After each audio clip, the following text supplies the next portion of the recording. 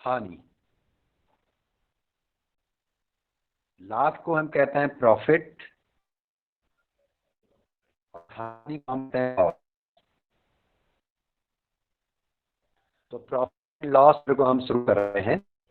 तो सभी बच्चे अपनी कॉपी पर नोट कीजिएगा।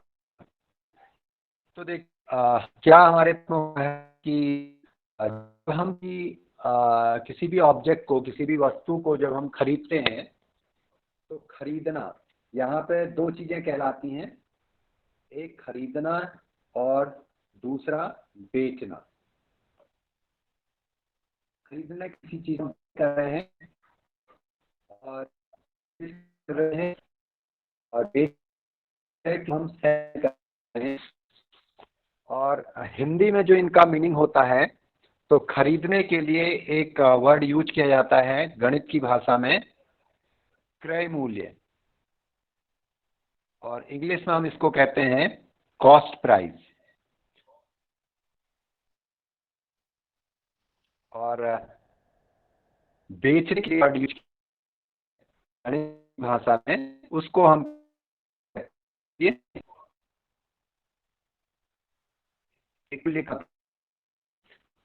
विक्रय करना, तो सेलिंग प्राइस, सेलिंग प्राइस।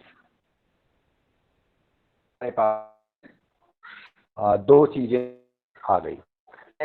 करना मतलब खरीदना, जहां पे भी आपको स्टेटमेंट में ये मिलेगा कि किसी वस्तु को इतने रुपये में खरीदा गया, तो कहना है कि प्राइस है, यानी कि क्रय मूल्य है।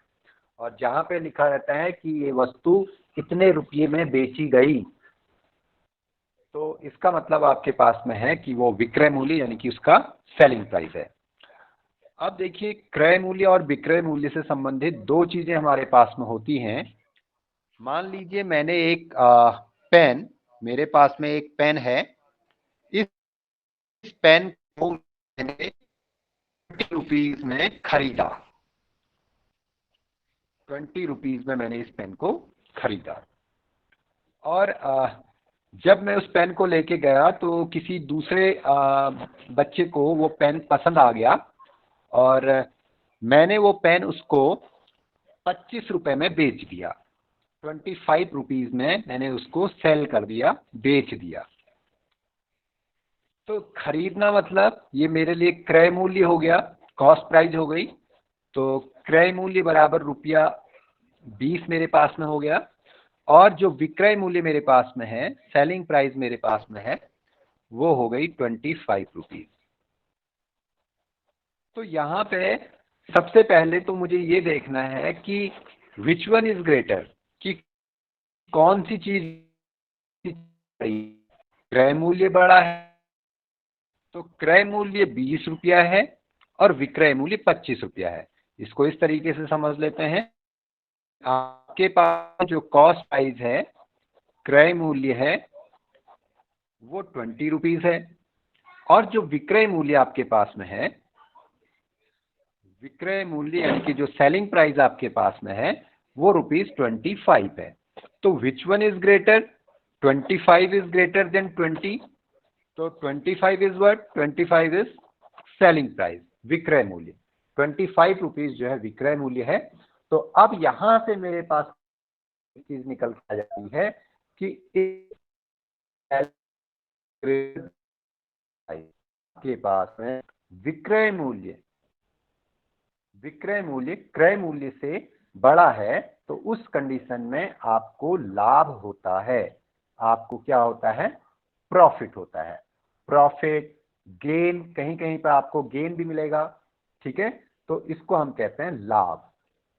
और वो लाभ कितने रुपये का है, अब इसको निकाल करते हैं, बड़ा उससे छोटे को माइनस कर देते हैं। तो लाभ बराबर आपके पास में क्या हो जाएगा, लाभ बराबर 25, बड़ा था 20 रुपए से। अब 25 हमारे पास में क्या है, 25 को हमने कहा था कि ये हमारे पास में विक्रय मूल्य है, यानी कि सेलिंग प्राइस है, विक्रय मूल्य, माइनस, और 20 रुपीज आपके पास में क्या था, क्रय मूल्य था, कॉस्ट प्राइस। तो अब मेरे पास में यहां पे आप देख पा रहे होंगे कि लाभ बराबर प्रॉफिट इक्वल टू, मेरे पास में एक फॉर्मूला निकल के आ गया, लाभ बराबर विक्रय मूल्य ऋण क्रय मूल्य। तो सभी बच्चे अपनी कॉपी पे इसको नोट कर लें कि जो प्रॉफिट इक्वल टू मेरे पास में फॉर्मूला होगा वो होगा selling price minus cost price, SP minus CP.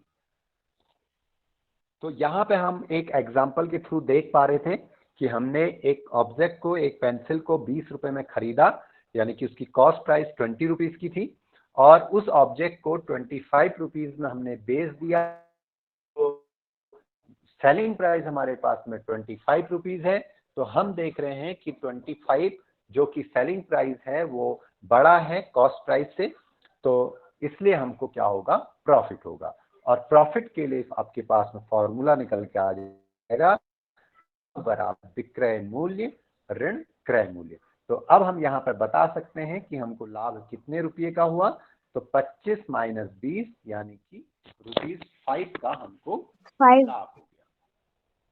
तो ये हमारे पास में फॉर्मूला निकल के आ गया कि क्रय मूल्य जब छोटा होगा विक्रय मूल्य से तो हमको लाभ होगा। ओके, अब मैं दूसरे टॉपिक पर आता हूं इसके, कि मान लीजिए कि वो जो ऑब्जेक्ट, वो पेंसिल जो मैंने खरीदी थी वो मेरे पास में 20 रुपीज की मैंने वो खरीदी थी, लेकिन जब वो पेंसिल किसी दूसरे को दी गई तो उसने कहा कि 20 रुपीज में तो आपने खरीदी है, तो मुझे इसको आप 15 रुपीज में सेल कर दीजिए। ₹15 में मैंने उसको बेच दिया। तो क्रय मूल्य तो मेरे पास में क्या है, क्रय मूल्य मेरे पास में है ₹20 का, कॉस्ट प्राइस मेरे पास में क्या है, ₹20, और मैंने जो उसको सेल किया, बेच दिया, विक्रय मूल्य, ये मेरे पास में क्या आ गया, विक्रय मूल्य। कितने रुपीस में मैंने इसको बेचा, ₹15 में, तो ये इसका सेलिंग प्राइस है। अब मेरे को ये देखना है कि cost price is greater than selling price और selling price is greater than cost price. तो मेरे को देखा कि क्रय मूल्य, जब मैंने देखा कि क्रय मूल्य मेरे पास में ₹20 है, और जब मैं विक्रय मूल्य की बात करता हूं तो विक्रय मूल्य मेरे पास में ₹15 है। तो मैंने जब इन नंबर्स की तुलना की कि 20 और 15 की, तो मैंने पाया कि 20 रुपीज इज ग्रेटर देन ₹15।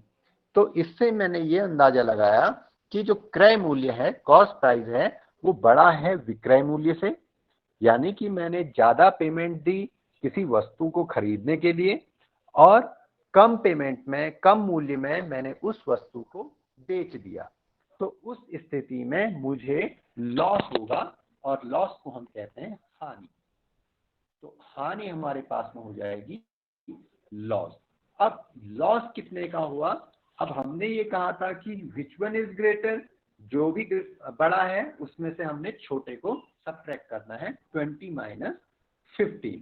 तो 20 मेरे पास में क्या है, 20 मेरे पास में क्रय मूल्य है, जैसा कि मैं यहाँ पर देख पा रहा हूं।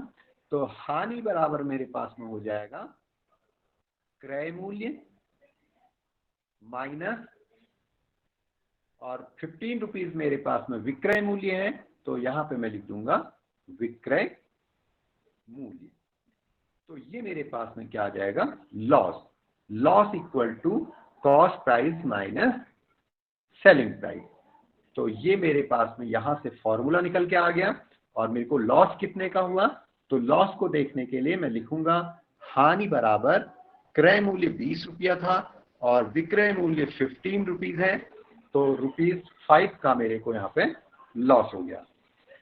तो उम्मीद करता हूं कि लाभ और हानि में ये बेसिक चीज आपको समझ में आई होगी कि कब हमको प्रॉफिट होगा और कब हमको लॉस होगा।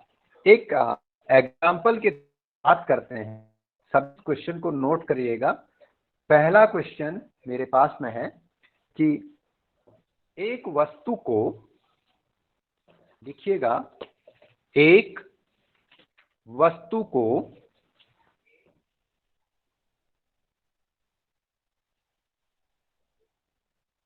₹260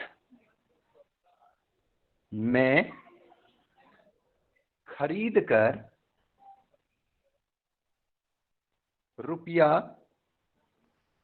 300 में बेचा गया। क्वेश्चन मेरे पास में है, एक वस्तु को ₹260 में खरीद कर ₹300 में बेचा गया। तो बताइए लाभ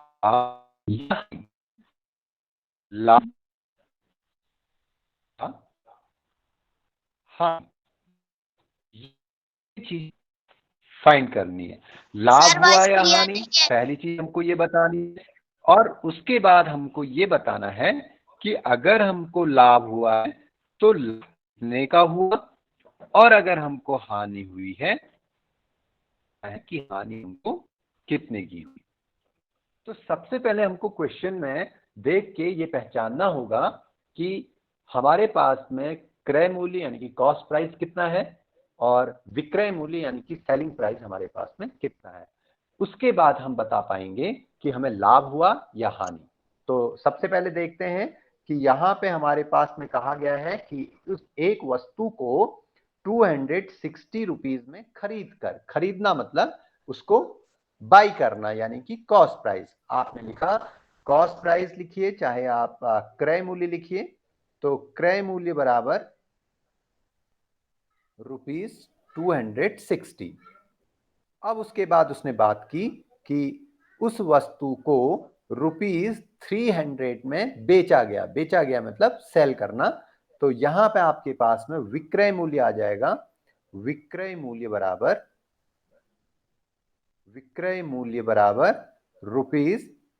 ₹300।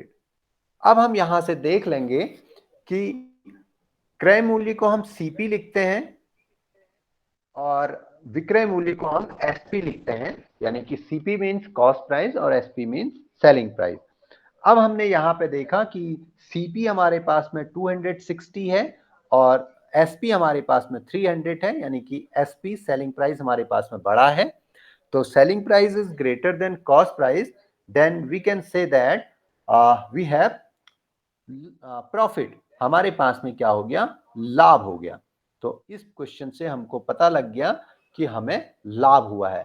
और किस स्टेटमेंट से लगा पता, ये स्टेटमेंट से कि क्रय मूल्य छोटा है विक्रय मूल्य से या फिर विक्रय मूल्य बड़ा है क्रय मूल्य से। तो लाभ बराबर अब आपके पास में हो जाएगा विक्रय मूल्य माइनस क्रय मूल्य, और विक्रय मूल्य आपके पास में है ₹300 माइनस कॉस्ट प्राइस आपके पास में है ₹260। और आपने जब इसको सब्ट्रैक्ट किया तो 0 में से 0 सब्ट्रैक्ट किया 0, 0 में से 6 सब्ट्रैक्ट नहीं होता तो आपने यहां से इधर कैरी लिया। तो 10 माइनस 6 दैट इज 4, और 2 में से 2 आपने सब्ट्रैक्ट किया तो 0। तो ₹40 का आपको प्रॉफिट हो गया, लाभ हो गया। तो ये क्वेश्चन आपके पास में था। इसी तरीके से एक दूसरे क्वेश्चन को और देख लेते हैं। और दूसरी लैंग्वेज में ये क्वेश्चन किस तरीके से आ सकता है, लिखिएगा सेकंड नंबर पे। क्रय मूल्य बराबर, यहां पे सीधे सीधे आपको दे दिया है, क्रय मूल्य बराबर ₹26 और विक्रय मूल्य बराबर ₹24।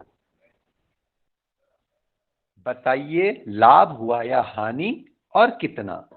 बताइए लाभ हुआ या हानि। एक क्वेश्चन तो आपके पास में ये हो गया, और दूसरा आपके पास में पूछ रहा है कितना।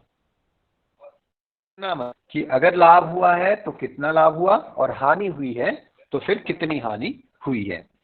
तो आप यहाँ पे ये देख पा रहे हैं कि स्टेटमेंट आपके पास में दिया हुआ है, क्रय मूल्य यानी कि कॉस्ट प्राइस आपके पास में दे रखी है,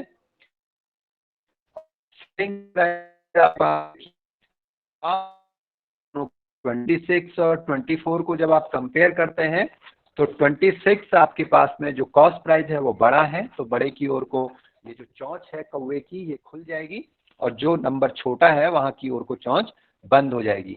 तो यहां से आप कह सकते हैं कि कॉस्ट प्राइस यानी कि क्रय मूल्य बड़ा है सेलिंग प्राइस से, विक्रय मूल्य से, तो इसलिए हमको यहाँ पे हानि हो रही है, लॉस हो रहा है। और वो हानि कितनी हो रही है, यानी कि कॉस्ट प्राइस जो बड़ा है माइनस सेलिंग प्राइस। और कॉस्ट प्राइस आपके पास में है ₹26 और सेलिंग प्राइस आपके पास में है ₹24। सब्ट्रैक्ट आपने किया तो ₹6 में से 4 गया 2 और 2 में से 2 गया 0, तो यानी कि आपके पास में जो लॉस हो गया वो आपके पास में ₹2 का लॉस हो गया। तो ये आपके पास में लाभ और हानि का बेसिक भी को आप सब्ट्रैक्ट कर देंगे। और हानि जब आपको दे रखी है, हानि अगर आपको निकालनी है तो क्रय मूल्य में से आप विक्रय मूल्य को सब्ट्रैक्ट कर। तो धन्यवाद आप सभी लोगों का। आज आप